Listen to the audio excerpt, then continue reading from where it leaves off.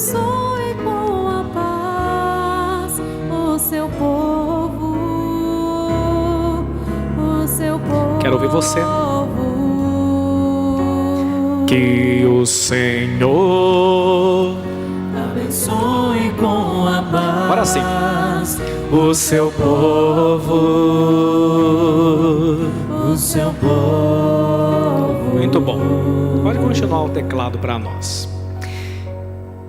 Queridos filhos e filhas da igreja, na tradição judaico-cristã,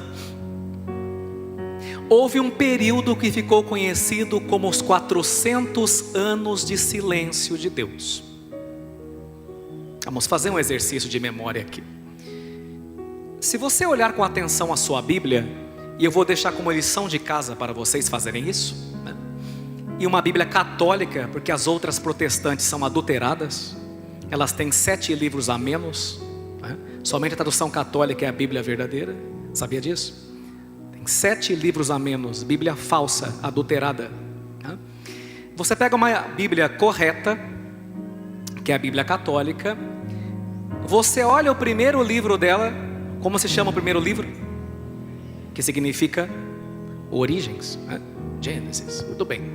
Daí vem genealogia, árvore genealógica. E você vai pegar a sua Bíblia de Gênesis e você vai andando, aqui ó, vai virando, vai passando lá, Êxodo, né? O que mais? Deuteronômio, Levítico, vai passando. E aí você vai chegar no último livro do Antigo Testamento. Portanto, o último profeta. E como se chama o último livro do Antigo Testamento? Quem não sabe vai ter que aprender e vai ter que fazer lição de casa, né? Chama-se... só 2 pessoas responderam. Vamos aprender, católico não pode ser relaxado. Malaquias. Você vai ver Malaquias, e aí Malaquias vai estar o quê? Na passagem para o Novo Testamento. E o Novo Testamento começa com o primeiro evangelista. E quem é o primeiro evangelista? Mateus, né? Então é bom você ter na sua mente os evangelistas na ordem: Mateus, Marcos, Lucas e João. E pode colar se quiser, lá na parede, ó, dá uma olhadinha nas 4 cruzes. Mateus, vamos lá, Marcos, Lucas. Então qual que é o primeiro livro do Novo Testamento? Mateus. Aí você pode falar: padre, mas eu não vim aqui hoje fazer catequese. Você vai entender. Então você veja que interessante. O último profeta da Bíblia é Malaquias. E depois há um lapso de tempo de 400 anos sem que Deus falasse nada. Você entendeu? De um silêncio. A humanidade morrendo de vontade, ansiosa por escutar um profeta que falasse de Deus, mas Deus ficou em silêncio. Não há registro de profetas ou revelações diretas de Deus depois de Malaquias até Mateus, que eu repito, é um lapso de 400 anos. E veja que interessante, Malaquias vai fazer sua profecia, portanto, no século V antes de Cristo. Durante 400 anos os céus pareciam estar fechados. E esse silêncio de Deus era visto como um castigo merecido, porque o povo lhe fora infiel. Por isso que o Natal é tão importante. Porque no Natal, na gruta de Belém, depois de 400 anos em silêncio, Deus não simplesmente manda recado, mas vem nos visitar pessoalmente, através do seu filho feito bebê, na gruta de Belém. Você entendeu?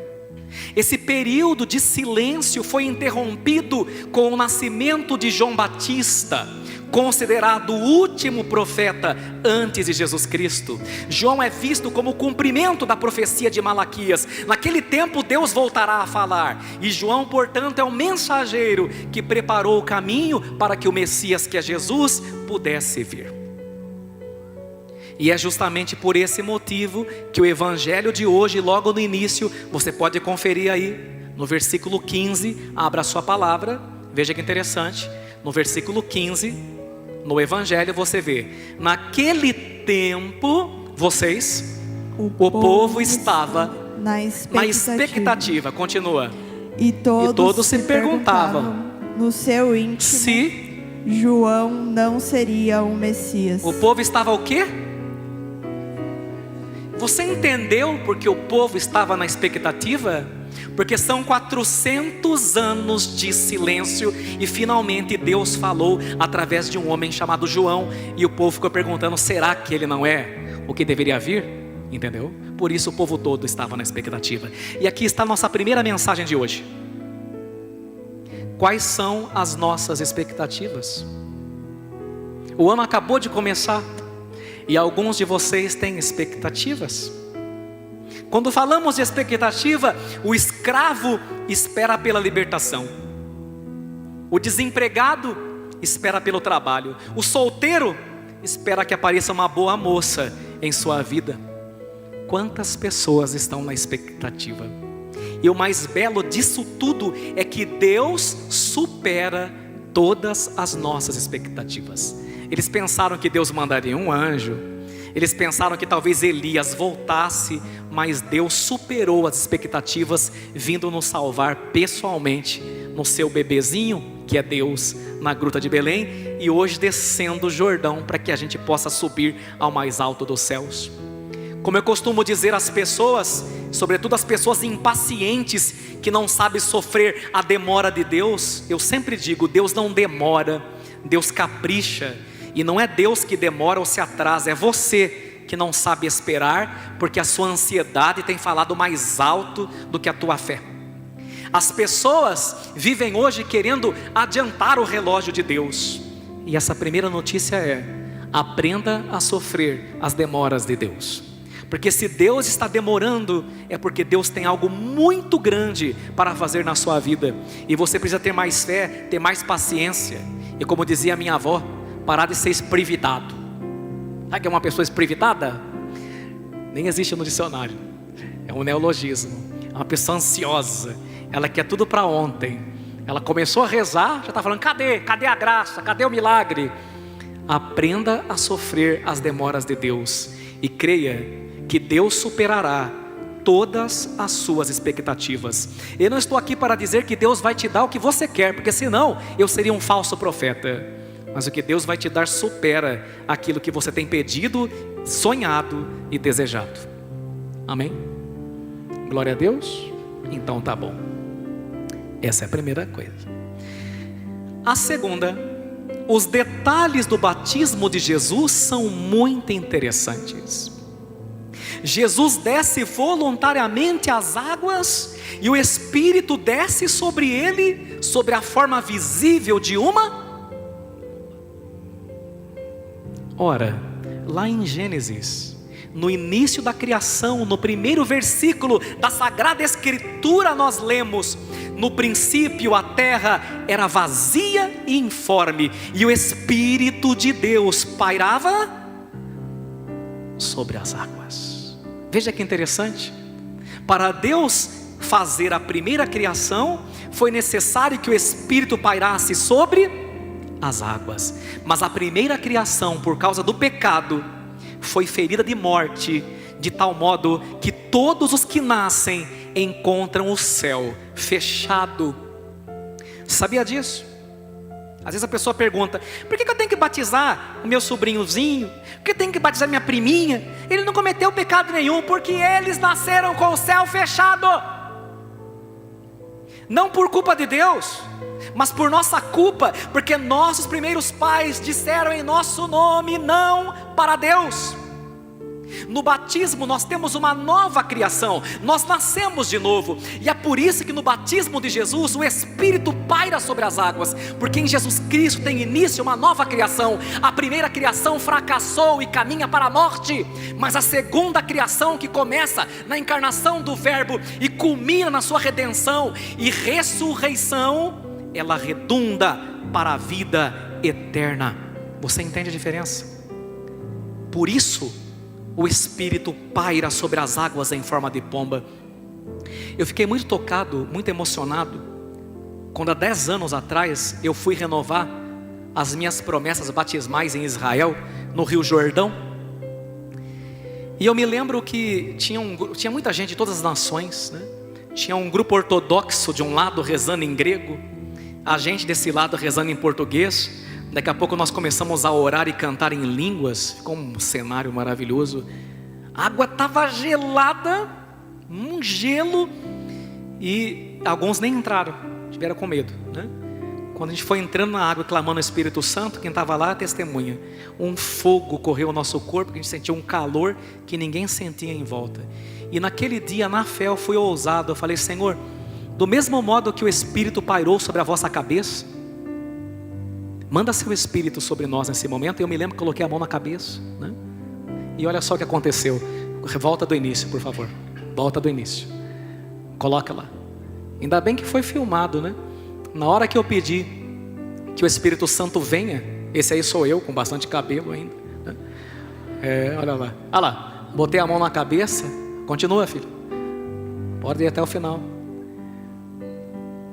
E nesse momento eu falei: do mesmo jeito que o Espírito desceu sobre a vossa cabeça, olha lá. Olha que lindo, né? As pombas vieram e pairaram sobre as águas, como um sinal para dizer que Deus está conosco, né? Que o Espírito Santo é verdadeiro, que de fato nós não estamos caminhando sozinhos nesse mundo, que nós temos grande valor diante de Deus, porque Ele nos marcou com o seu selo no dia do nosso batismo. Queridos filhos, no batismo nós temos uma nova criação, nós nascemos de novo.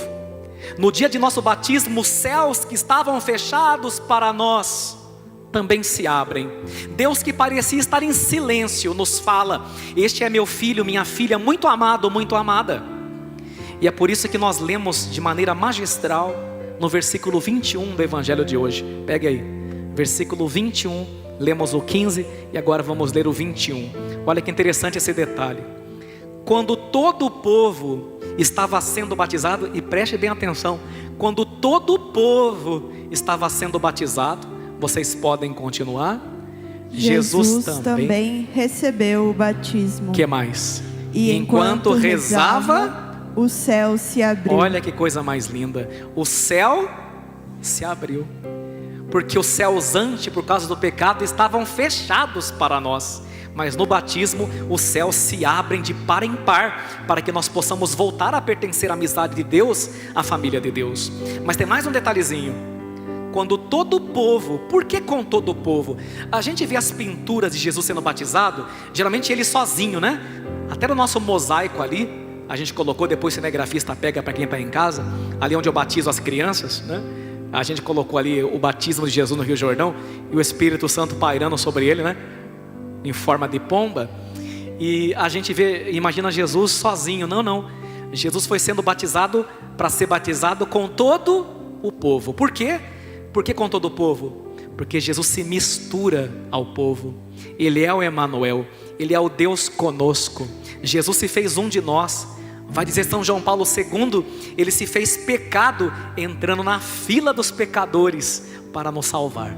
Jesus não foi num batizado VIP, né? Olha, João, primo, eu vou aí batizar, separa o povo e marca um horário para mim. Não. Jesus foi com todo o povo, porque Ele se mistura, porque Ele se fez um de nós, porque Ele se misturou conosco desde a gruta de Belém. Como vimos no Natal, Deus não está mais distante de nós. Nós não estamos mais nos 400 anos de silêncio. Deus assumiu a nossa carne e caminha ao nosso lado. O batismo é necessário para a salvação, portanto, porque a primeira criação falhou e, portanto, precisamos nascer de novo. E é por essa razão que nós batizamos também as criancinhas, coisa que o protestantismo não faz, porque não tem uma teologia correta acerca do batismo. E para concluir, quero propor a vocês uma alegoria, e preste atenção. Essa alegoria eu mesmo bolei, vivendo e lendo, né?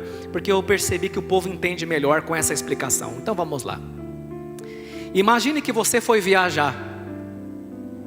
Imagina que você está passando pela imigração no aeroporto, e há aquele momento da checagem das bagagens. A gente pega a nossa bagagem, não põe lá numa...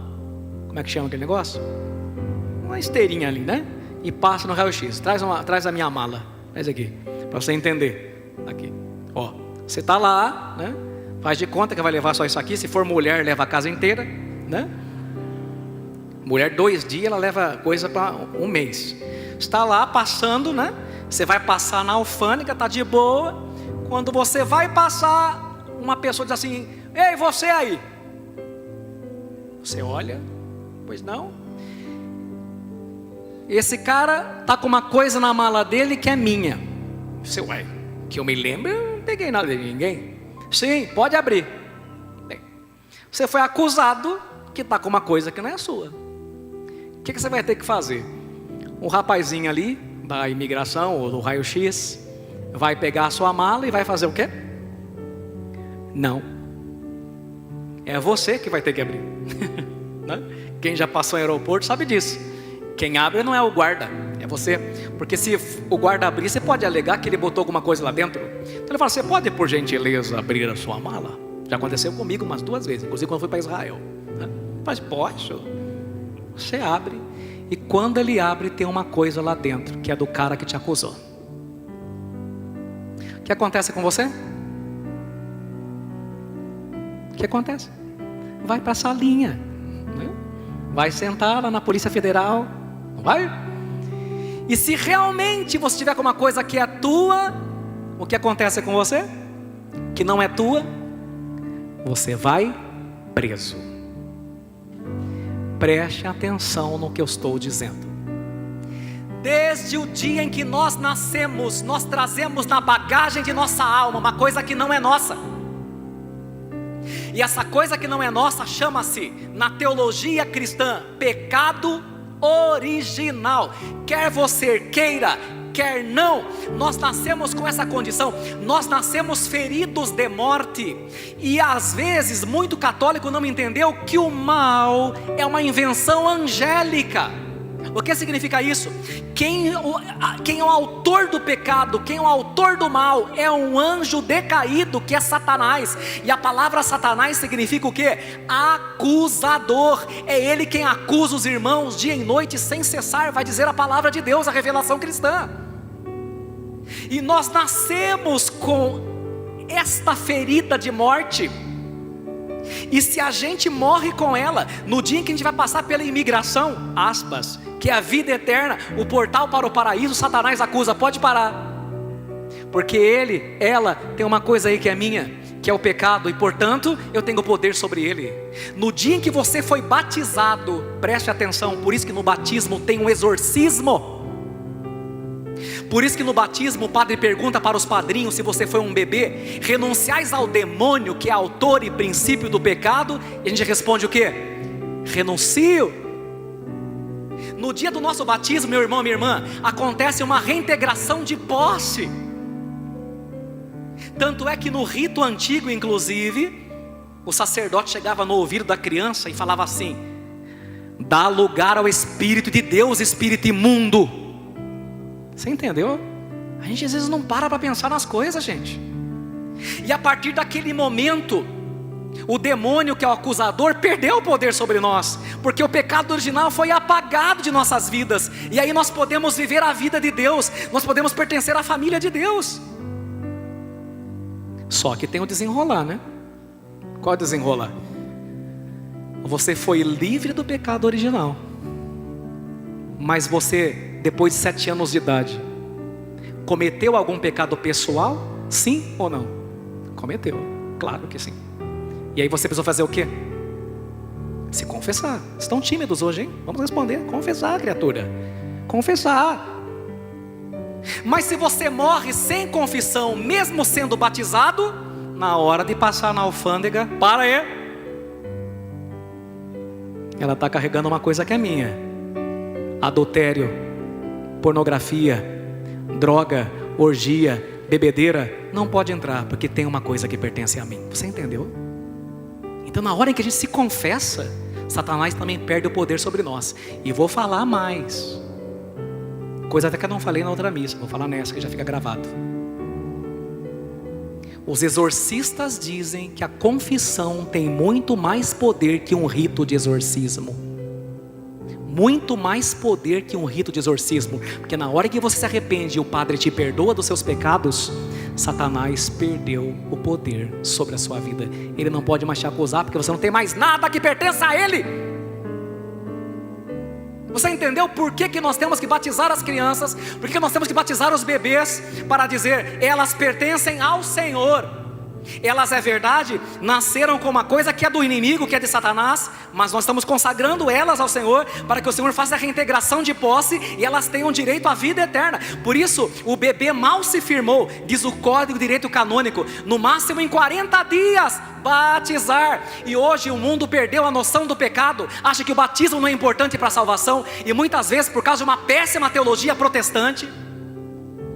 Então é um absurdo algumas famílias deixando a criança 1 ano, 2 anos, 3 anos, 7 anos de idade sem procurar o batismo. Você que está fazendo o que da sua vida? Você está deixando o demônio mandar e desmandar numa pessoa que você diz que você ama? Quanto antes consagrá-las a Deus. E termino dizendo: São João Leônidas, santo dos primeiros séculos, quando batizou o primeiro filho dele, isso é muito bonito, ele pegou a criança no colo, beijou o peito dela e disse: agora o Espírito mora em você, e beijar o seu peito é beijar a Santíssima Trindade. A próxima vez que vocês tiverem a honra de batizar uma criança, depois do batismo, logo depois, pega a criança, beija o peito dela, porque naquele peito Deus passou a fazer morada. Amém? Assim seja.